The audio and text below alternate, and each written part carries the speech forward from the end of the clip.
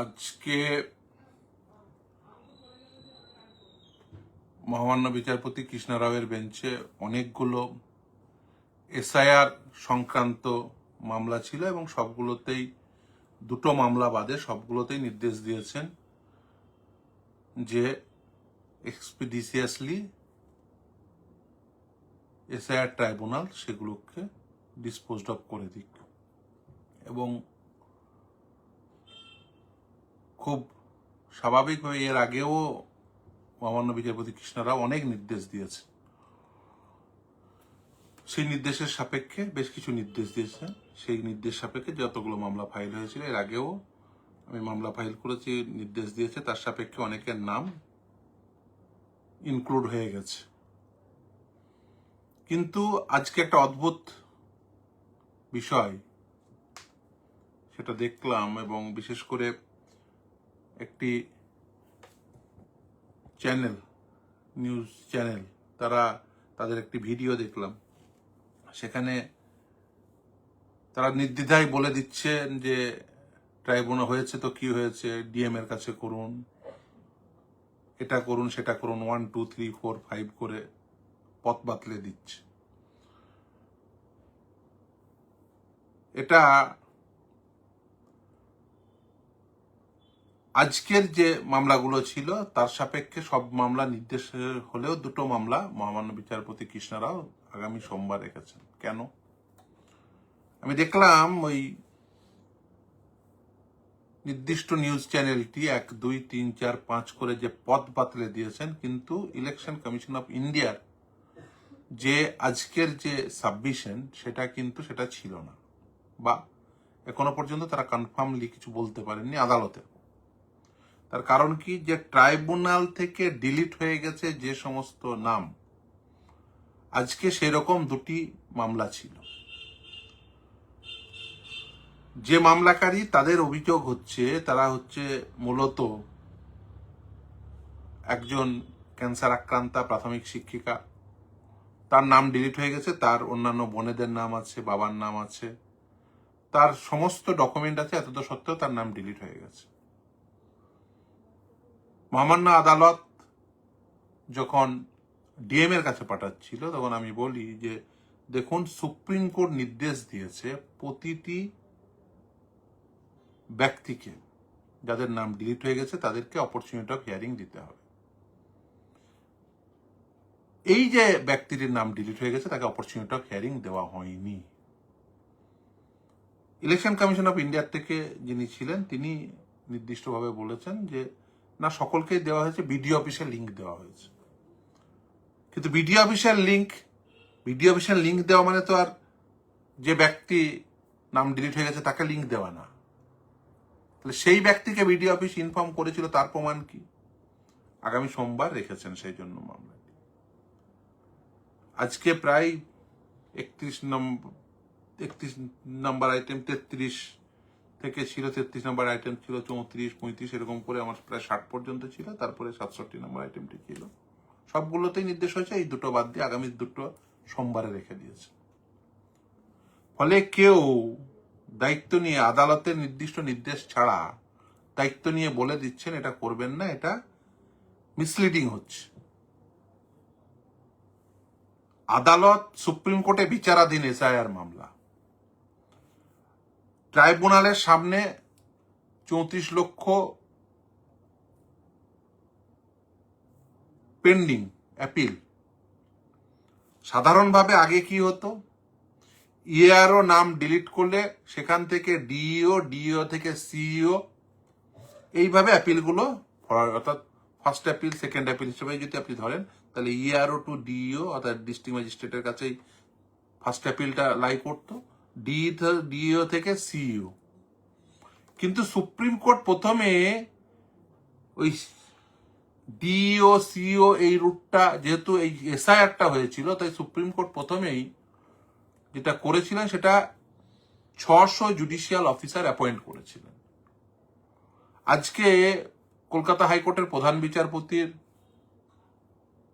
তার চাকরি জীবনের শেষ দিন ছিল, মানে বিচারপতি জীবনের শেষ দিন ছিল। তিনি আজকে তার যে ফেয়ারওয়েল স্পিচ সেখানে মেনশন করেছেন, যেটা হারকিউলিয়ান টাস্ক ছিল। যেভাবে 60 লক্ষ ডিলিটেড ভোটারের সাপেক্ষে 600 বিচারক এই রাজ্য সহ আরো 2টি রাজ্যের বিচারকরা, ঝাড়খণ্ড এবং উড়িষ্যা জুডিশিয়াল অফিসাররা যেটা কাজ করেছেন, সেটা Herculean task, no doubt about it, এবং খুব স্বল্প সময়ের মধ্যে। এবং যেভাবে কলকাতা হাইকোর্টে বিশেষ করে যিনি আজকে রিটায়ার্ড করলেন, তার চাকরি জীবনের মধ্যে সব থেকে চ্যালেঞ্জিং জব ছিল এ নিয়ে, মানে আমার তিনি স্বীকারও করেছেন, তিনি বলেওছেন অনেকটা। তিনি মানিকশর একটি কোট করে বলেছেন যে জুডিশিয়ারির জীবনে যদি কারোর ক্রাইসিস আসে, তাহলে সে কিন্তু এই পশ্চিমবঙ্গের জুডিশিয়ারিকে মনে করবে। তার কারণ এই যে কিভাবে কাজ করতে হবে খুব স্বল্প সময়ের মধ্যে, এই এসআইআর হচ্ছে তার উপযুক্ত নিদর্শন। কিন্তু এই স্বল্প সময়ের মধ্যে কাজ করতে গিয়ে যেটা হয়েছে সেটা হচ্ছে, যে ডকুমেন্ট ওই সরকারি আধিকারিকরা আপলোড করেছিল সেই ডকুমেন্টের উপরে রিলাই করতে হয়েছে। জুডিশিয়াল অফিসারদের সামনে অপরচুনিটি অফ হিয়ারিং এর কোনো সুযোগ ছিল না। তারপর সেটা সুপ্রিম কোর্ট বোঝার ফলে সুপ্রিম কোর্ট এই ট্রাইব্যুনাল অ্যাপয়েন্ট করেছে। কিন্তু ট্রাইব্যুনাল থেকেও এখনো পর্যন্ত লিঙ্ক পাওয়ার ক্ষেত্রে, অপরচুনিটি অফ হিয়ারিং পাওয়ার ক্ষেত্রে কিছু ল্যাকুনা থেকে যাচ্ছে। তার কারণ তারা লিঙ্ক পাচ্ছে না। ট্রাইব্যুনাল পাঠিয়ে দিচ্ছে হয়তো বিডিও অফিসে, বিডিও অফিস ইনফর্ম করছেন। ফলে এই যে লিঙ্ক না পাওয়া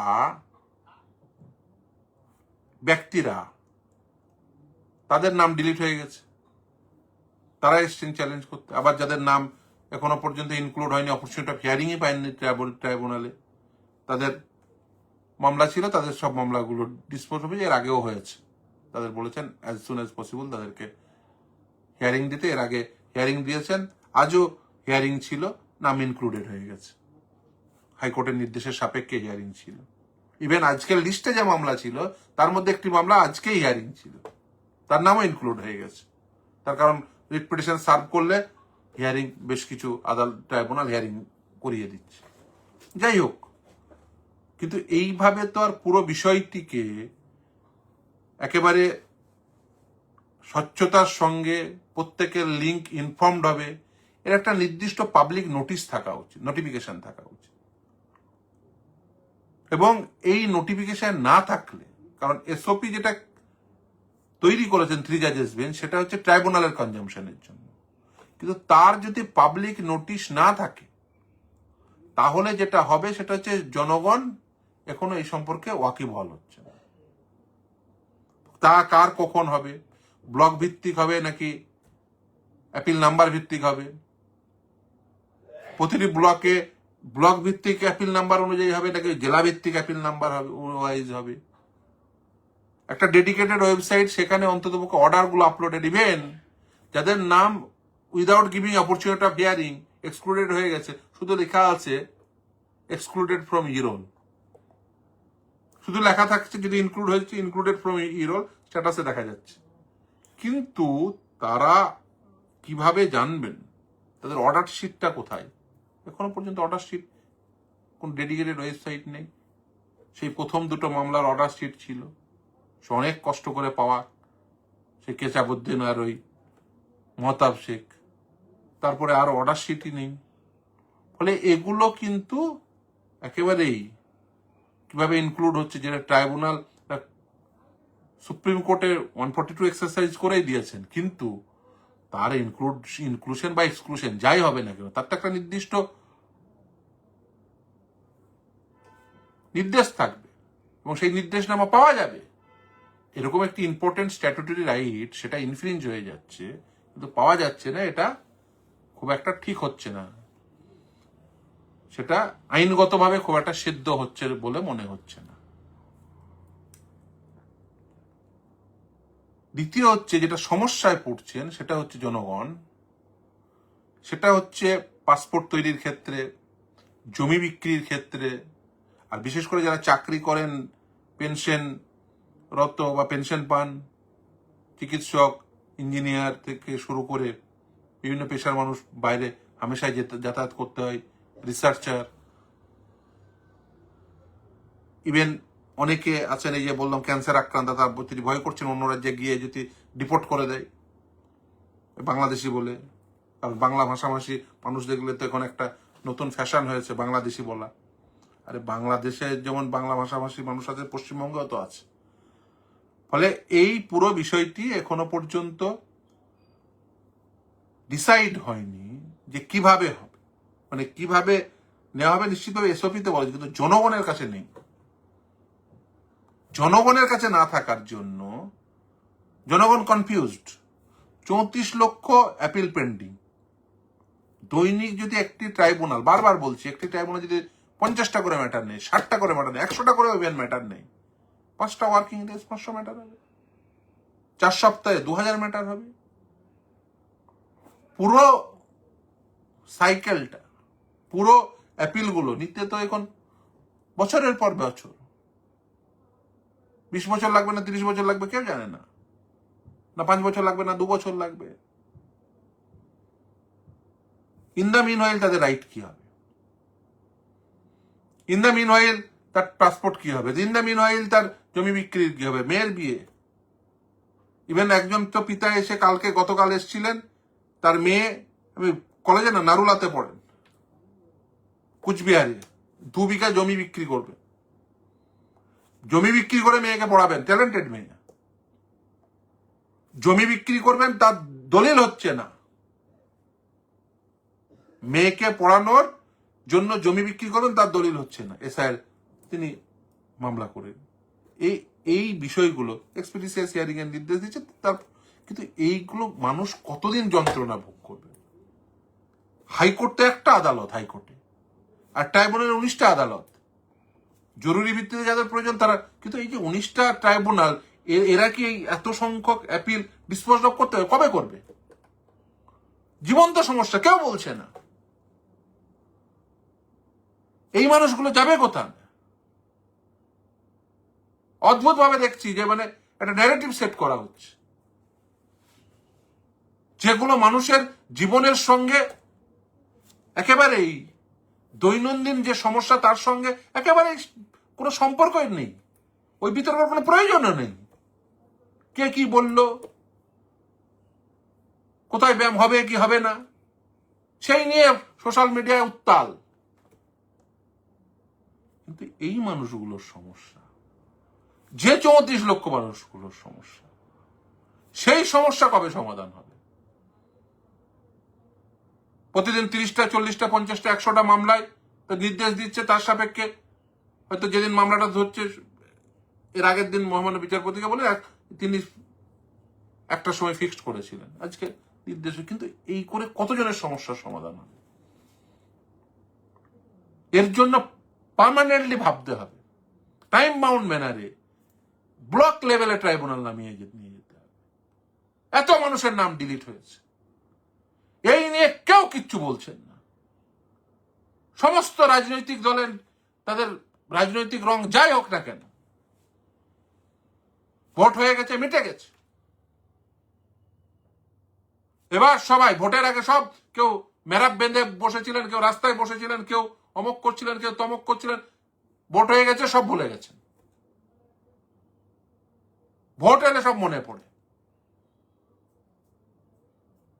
সবকিছু ভোটের ইস্যু হতে পারে না। মানুষের জীবনের বাস্তব সমস্যা, এই যে মানুষটি তার মেয়ের বিয়ের জন্য জমি বিক্রি করবেন, যে মানুষটি তার মেয়েরকে পড়ানোর জন্য জমি বিক্রি করবেন, সেই মানুষটির সমস্যা। যে মানুষটি তার চিকিৎসা করাতে ভেলোর যাবেন, ব্যাঙ্গালোর যাবেন, কাঠপাট্টি যাবেন, তার সমস্যা। সেই নিয়ে কোনো কথা নেই, একটি শব্দ কেউ ব্যয় করছেন না। কিভাবে সমাধান করা যায়? সবাই আসুন, একসঙ্গে আসুন, রাজনৈতিক দল, সরকার, ইলেকশন কমিশন, সবাই মিলে এই সমস্যার সমাধান করতে হবে। সাধারণ মানুষ বুদ্ধিজীবী, এবং এটা খুব সহজেই করা সম্ভব। এটা নয় যে সহজে করা সম্ভব না। হয়তো আপনি কলকাতা শহরে বসবাস করেন, আপনার একটা স্থায়ী চাকরি আছে বা অনেক অর্থ আছে, আপনি সেই মানুষটার অসুবিধাটা বুঝবেন না। সবাই বলছেন আপনি করুন, আরে ভাই করছি তো, প্রতিদিন করছি, কিন্তু এ একার বিষয় না বা একজনের বিষয় না। এই লড়াই সকলের লড়াই, 34 লক্ষ মানুষের লড়াই, তার থেকে বেশি। 34 লক্ষ তো অ্যাপিল, সুপ্রিম কোর্টের নির্দেশে উল্লেখ করা আছে, কিন্তু তার বাইরেও এরকম অনেক আন্ডার অ্যাডজুডিকেশন আছে, এখনো আন্ডার অ্যাডজুডিকেশন আছে। সুপ্রিম কোর্ট বলেছে অপরচুনিটি অফ হিয়ারিং দিতে হবে। অপরচুনিটি অফ হিয়ারিং দিয়ে অর্ডার পাস করে ইনক্লুড করতে কয়েক বছর লেগে যাবে। এদের প্রত্যেককে নাম ইনক্লুড করতে হবে এবং শেষ ভোটার এর নাম ইনক্লুড হওয়া পর্যন্ত এই লড়াই চলবে। এই লড়াই প্রত্যেকের লড়াই। যেমন ওই প্রাথমিকের দুর্নীতির প্রশ্নে লড়েছি, যেমন এসএসসির দুর্নীতির প্রশ্নে লড়েছি, যেমন কর্মচারীদের ডিএ পাওয়ার প্রশ্নে লড়েছি, সাধারণ মানুষের সমস্যার এই লড়াইও এসআইআর এর লড়াই, এই যে নাম বাতিল হওয়ার লড়াই, ট্রাইব্যুনাল থেকে নাম বাতিল হয়ে যাচ্ছে বা তার আগে জুডিশিয়াল অফিসারের নাম দ্বারাও নাম বাতিল হয়েছে প্রায় 34 লক্ষ। এই নিয়ে স্থায়ীভাবে সমস্যার সমাধানের জন্য সকলকে ভাবতে হবে। সুপ্রিম কোর্টে মামলা বিচারাধীন, এই নিয়ে কোনো সন্দেহ নেই। পরের দিন হয়তো আমরা যেটা বলবো সে অন্য বিষয়, সেটা বলছি, কিন্তু এইটা নিয়ে পাবলিক ডিসকোর্সে এটা নিয়ে আলোচনাই নেই। এই মানুষের সমস্যা নিয়ে পলিটিক্যাল ডিসকোর্স নেই, পলিটিক্যাল পেরিফেরিতে আলোচনা নেই।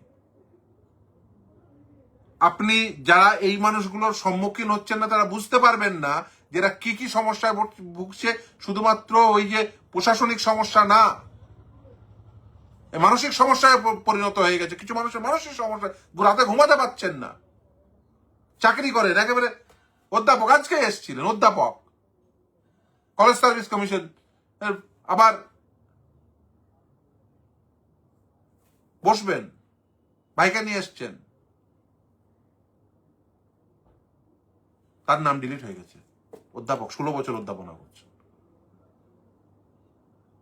এর আগে দেখেছেন একজন অধ্যাপকের কি, তাজউদ্দিন বলেছেন, তার এক্সপিরিয়েন্স বলেছেন, আদালতের নির্দেশের ফলে, কলকাতা হাইকোর্টের মহামান্য বিচারপতি কৃষ্ণা রায়ের নির্দেশের ফলে ট্রাইব্যুনাল এক্সপিডিশিয়াসলি হিয়ারিং নিয়েছেন, তার নাম ইনক্লুড হয়েছে। কিন্তু ইন দ্য মিন ওয়াইল তিনি কি কি এক্সপিরিয়েন্স করেছেন তার সহকর্মীদের কাছ থেকে তিনি বলেছেন।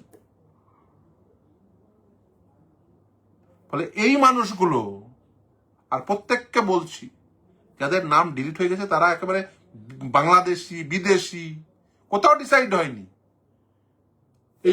এই ভোটের জন্য যে লিস্ট, সেখান থেকে ডিলিট হয়ে গেছে, সেখান থেকে নাম চলে গেছে।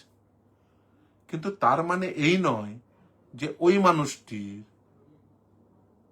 বাংলাদেশি বা বিদেশি হয়ে গেছে, বা ওই মানুষটি আর কখনো ভোটার হতে পারবেন না। না, আপনি দেখেছেন যে ইভেন নির্বাচিত বিধায়ক হয়ে গেছে। ফলে যাদের এই বিভিন্ন এলাকা, বিশেষ করে মুর্শিদাবাদ, মালদা সব থেকে এফেক্টেড জেলা, সেখানে সব থেকে বেশি মানুষের নাম ডিলিট হয়ে, বিশেষ করে মুর্শিদাবাদ 5.5 লাখ লোকের নাম ডিলিট হয়ে গেছে। এক একটা বিধানসভা ক্ষেত্রে 40,000, 42,000, 45,000 নাম ডিলিট হয়ে গেছে। তারা যোগাযোগ করছেন, তাদের জনপ্রতিনিধিরা কথা বলে গেছেন, তারা চেষ্টা করছেন, কিন্তু কি করবেন? সকলে মিলে নতুন করে ভাবুন, এদের নাম দ্রুততার সঙ্গে তুলে দিন। ফর্ম 6 ফিল আপ করে বসে আছেন, এখনো পর্যন্ত নাম ওঠেনি। আমি প্রশাসনকে বলবো, নতুন ভোটার তাদের কি হবে এই বিষয়ে আপনারা ক্লিয়ার কাট একেবারে নোটিশ দিন, ক্লিয়ারলি বলুন।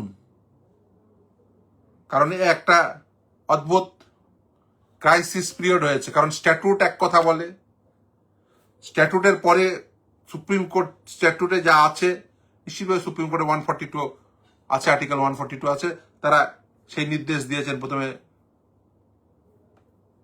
জুডিশিয়াল অফিসার, তারপরে ট্রাইব্যুনাল। এখন স্ট্যাটুটের সঙ্গে এটা প্যারালালি চলবে নাকি শুধুমাত্র সুপ্রিম কোর্টের নির্দেশের ভিত্তিতে চলবে, নাকি উভয়ই চলবে,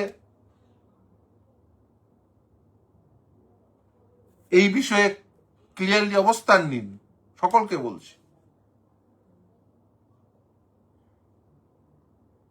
ফলে এই যে ক্রাইসিস আছে, এই ক্রাইসিসে সকলকে আগিয়ে আসতে হবে। কলকাতা হাইকোর্ট মামলা রেখেছে, সুপ্রিম কোর্টে মামলা পেন্ডিং, কিন্তু এই মানুষগুলোর সমস্যা, এত মানুষের সমস্যা, আর কোথাও ডিসাইড হয়নি যে ভোটার লিস্টে নাম নেই মানে, ডিলিট হয়ে গেছে মানে তাকে তার নাগরিক পরিষেবা তো কোনো বন্ধ করা যায় না, সেটা